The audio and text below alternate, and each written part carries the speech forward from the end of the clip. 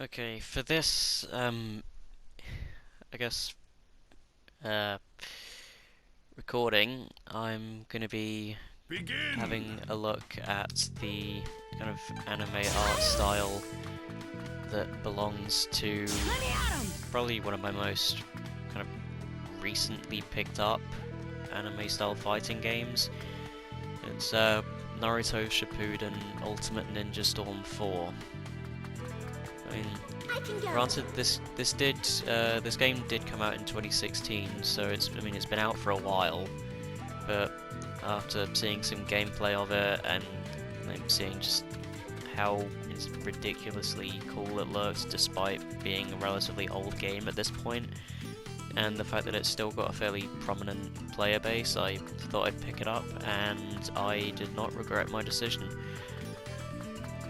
Um, so yeah, I guess like the main thing to focus on with this particular game's kind of art style in relation to my project is actually kind of similar to the stuff with the Genshin Impact video, with kind of simple models and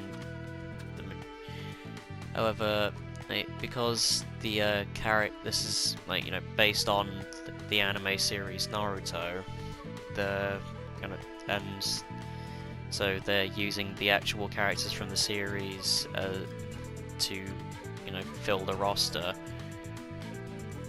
They'd be kind of recreating the outfits of the characters from that series, and well, the outfits that they would be recreating were, I mean, they were obviously kind of detailed and they defined the characters and all of that, but they were essentially kind of simple enough to be able to create relatively easily, I guess. But they didn't necessarily require tons and tons of detail, so they were able to just model the key components and texture the rest of the details with in a much kind of simpler way to how they did it with Genshin.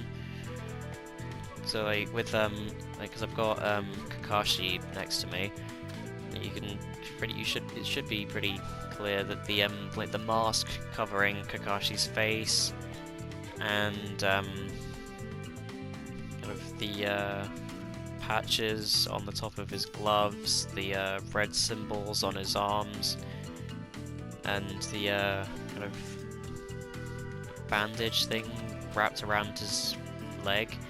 All of those are kind of part of a single texture, but they're also kind of relatively simple design aspects to recreate, and all of the other kind of outfit components that required modeling were able to be done with pretty good accuracy, and I would assume that it would not be too painful of a task to pull something like this off. But yeah, so simple models and also kind of like being able to accurately recreate the characters from the anime. I mean, in my case, I am going to be doing a similar thing where I'd be creating characters from an anime. In this case, it's Fairy Tail, but for the sake of not plagiarizing the original creator and using their exact copies of their characters without permission, I have done redesigns of them so that it's no longer exactly just stealing all of their work for my game.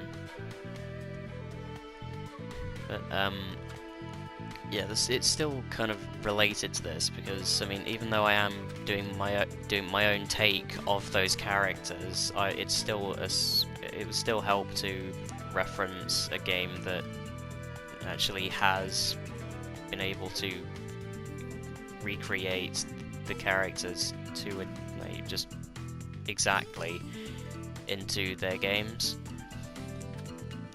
So you can see pretty strong accuracy with Kakashi, and I'm currently using Naruto in his Kurama Link form, mostly because I'd say it's one of the kind of best examples for showing how this game is able to make use of tone and particle effects as part of a character's design, with like having all of the kind of flames coming off of him and the kind of orangey yellow glow that he has.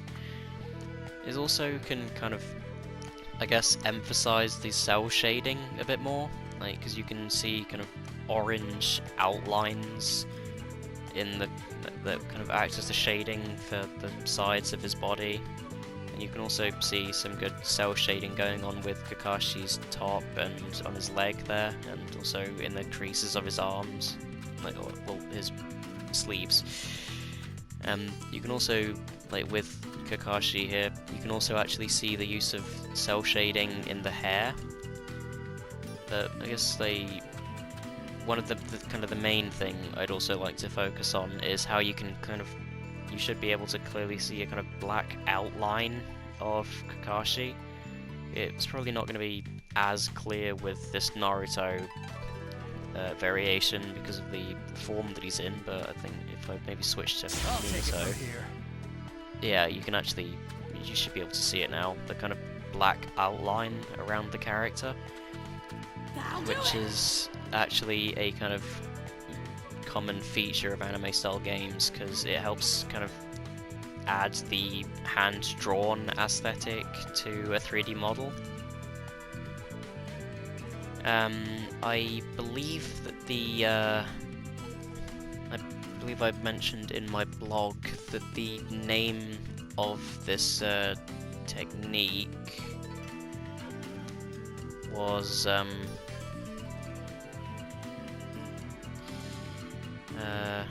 oh yeah, I believe it was inverted hull, which essentially involves creating a duplicate of the original model and inverting it so that all of the polys and all of just the entire model is kind of flipped inside out,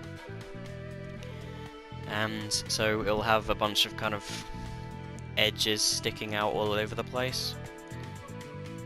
But then you would take the inverted model and texture it completely black, and then you would place the duplicate inside the original model and kind of scale it up a bit so that you'd be able to see the kind of black edges sticking out of the original model. And if you line it up right and you scale it enough, you'll be able to get this effect where you can see a kind of the black outline around the outside of the character's body. And then, because from a front view you can see the outlines like along the sides of his body, but then when you turn to face the side, it changes so that the outlines are now focusing on the back and front of the character. So because of the way you create this effect, it essentially kind of makes it look like the outlines are kind of dynamic. They respond to your movement and change accordingly so that so that it just, you know, doesn't look a bit dodgy.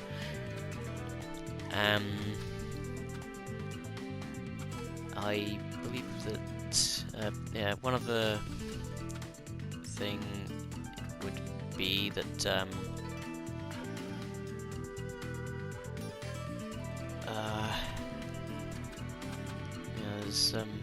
I guess like with Minato, you can actually see a lot more of the cell shading in action, but one other thing you can also get a good look at is the line work for creating creases in the clothing.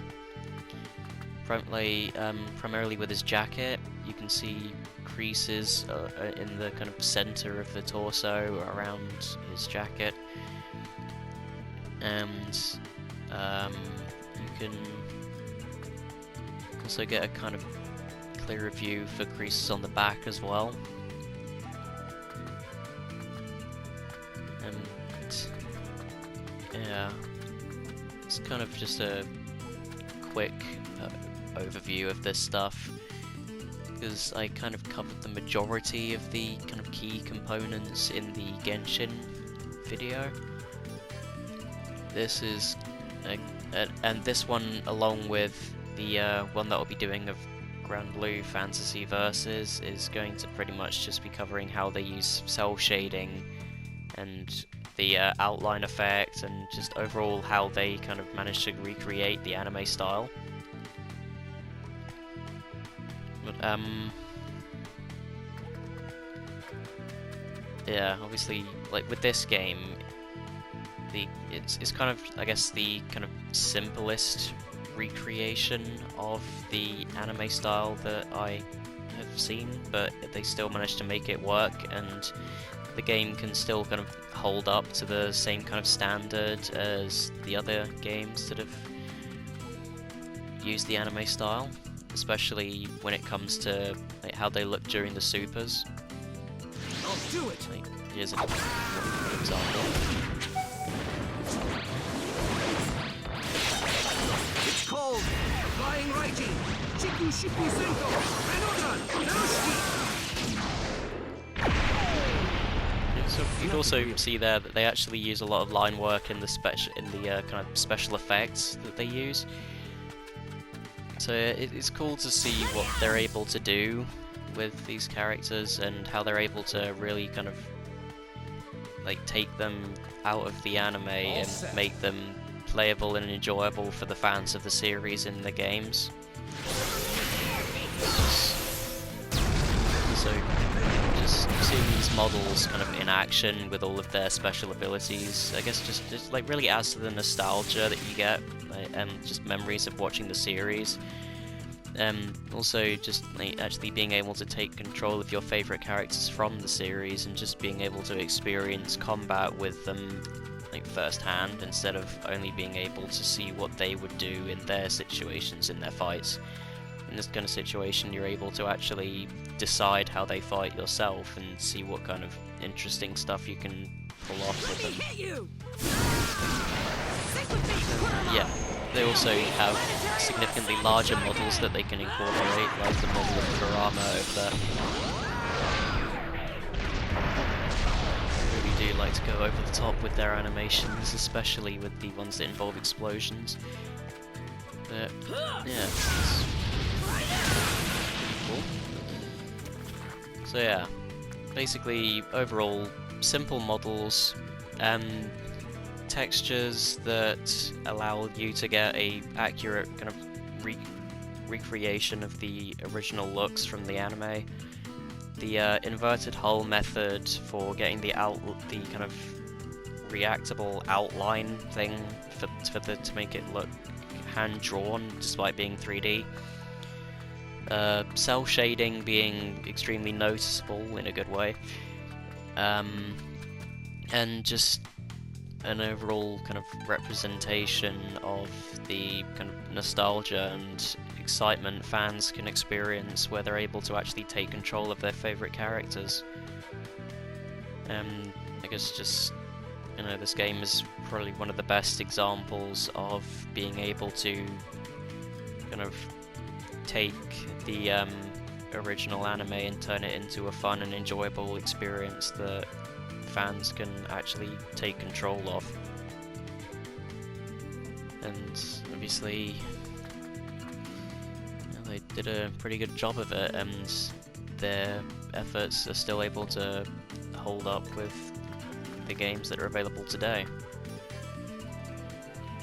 So it's definitely a shorter kind of video for this, because I kind of covered a lot of the main details that relate to my project for the Genshin video, but it's definitely worth including this one in the list along with the other two games that I'm planning to go over.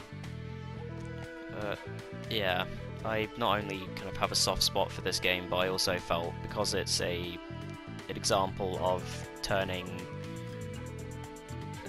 characters from a popular anime into playable fighting game characters, like what I'm hoping to do, I figured it was kind of a perfect example to make use of. So yeah, that pretty much covers the main gist of what I was going for this video. I will now move on to, I guess Grand Blue. Yeah, I'll go with that for the next game.